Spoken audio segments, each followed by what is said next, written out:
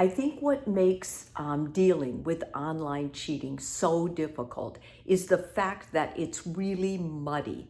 It's just as hurtful. Emotional affairs, online affairs are just as much cheating as regular physical affairs. But the problem is because it's online, it's so hidden and it can go on so long. And the longer it goes on, the more lies the partner hears from the cheating partner. And when it's finally discovered, so much of what was intimate in the relationship has already been affected without the partner knowing that I think picking up and keeping the relationship without that can feel awkward. It can feel strange. And it feels that way because basically cheating in all forms can be very insidious. It just keeps going. And the online cheating is particularly that way because you have to define what kind of online cheating it was. And to me, flirting online or direct messaging other people or past girlfriends, past boyfriends, past people in your life, or people you find attractive and leaving a message, oh, you look so good in this. I think that is a form of online cheating. I also think being on porn sites can qualify as that. And anything that you do online that doesn't include your partnership, that doesn't include your spouse, I think is a real form of online cheating. So if you're the partner that is the one who was cheated on, what should you do? Should you salvage the relationship, or has it been a lie from the beginning? These are big questions. So I've got a list of what I think you should consider, what I think you should ask, and how to cope with whatever happens after an online cheating incident is discovered. Okay, first of all, I think monitor your voice. Make sure you're talking calmly, because if you get irate, if you get overwhelmed, if you react to the cheating in a violent way or a way that shuts your partner down, then you will never really know the extent or the truth of what happened. And then you're in a weaker position to actually try to make it work or to call it quits, because you really don't know, because the topic is already closed to discussion. So if you monitor your voice, you'll also keep your respiration slower, you'll keep your heart rate lower, and it's going to be healthier for you. Think of it that way, because you might be so flaming mad that otherwise you just give into your rage and explode. Secondly, find out exactly why they cheated. And this is going to take more than one conversation. Find out how they were sucked into this, seduced into this, and why they continued it. Because at the end of the day, it is a choice. And if you have all this time to devote to that, there must be something really missing in your relationship, and that's what you need to find out. Talk about how you feel. I statements are so valuable here. I feel crushed. I feel rejected. I feel undesired. I feel humiliated. These are words that you may be feeling, and you need to say them. Don't blame your partner during this point. You want to own the feeling. If you own the feeling, you're not going to numb yourself. It's going to make you stronger and more able to deal with what's going to come next. Take breaks. You're going to talk about it for a while, and then you're going to say, okay, I'm going to need to talk about this again later, or, can we set a time tomorrow? The person who cheated, you will know if you're going to be able to work it out, because they will willingly do whatever makes you feel better to restore trust, and they're going to be remorseful. If they're not, if they basically rationalize it, I'm telling you now, this is not a good sign.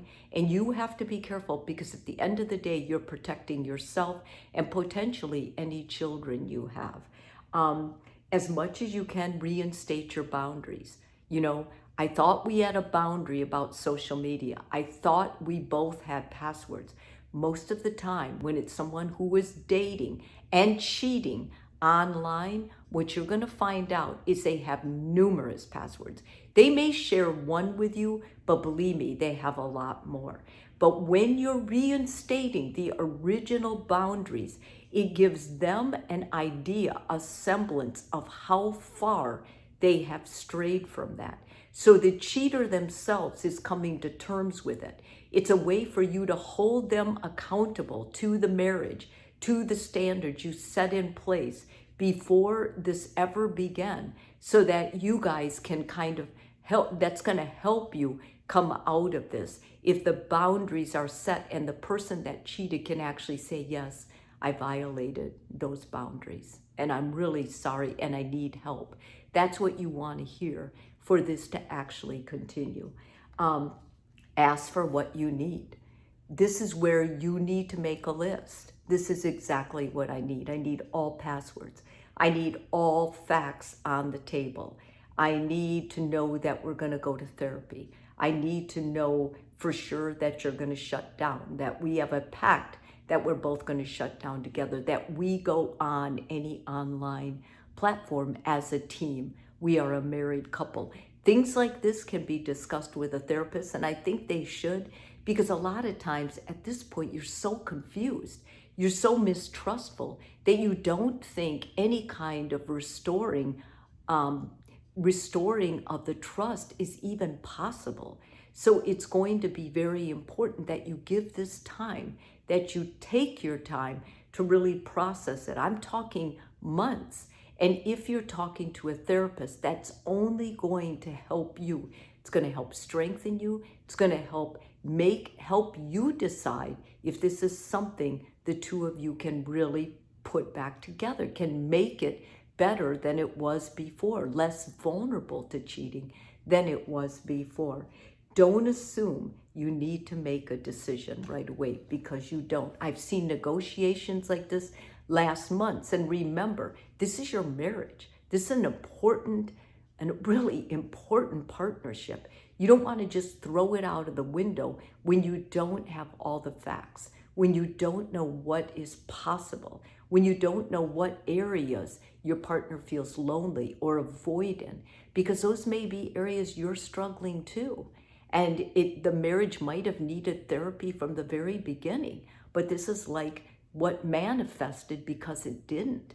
So the affair can actually be a catalyst to recreating a better, stronger marriage. I think what's really important then is you decide some coping strategies right away that are going to help you. Reaching out for social support, using positive affirmations, engaging in meaningful hobbies, personal hobbies, where you can get some space, where you can feel good again. After 2 months, and I'm saying 2 months of, therapy and practicing just coping with it, you should start getting a feeling of what's going to happen. Like if you're going to be able to restore trust, if you're going to ever be able to really take this person seriously again. But you won't be able to do that if you don't get counseling. So I'm going to promote and encourage you to go to marriage counseling, couple counseling, individual counseling. You can do it online, it doesn't matter, but what's important is you get guidance. You get good counseling about what to expect if you do decide to break up. At the end, the person who usually makes the call is the partner who was cheated on. And it basically goes back to, can you restore the trust? Is the trust possible? Can you forgive this transgression and go on? And honestly, at that point, that is your call. Whatever you decide is going to be the best decision for you. Most of the time, couples can work through this kind of thing. But like I said, online cheating is a whole different thing than, an emotional affair or a physical affair, because it pulls in many different parts of a relationship. There's a lot of neglect in the relationship. And because of that, I want you to tread lightly. I want you to go slowly with this whole thing. Instead of jumping to conclusions or overreacting, Just pace yourself. Take it slow. If this video is helpful for you, please subscribe. And if you're already a subscriber, thank you so much.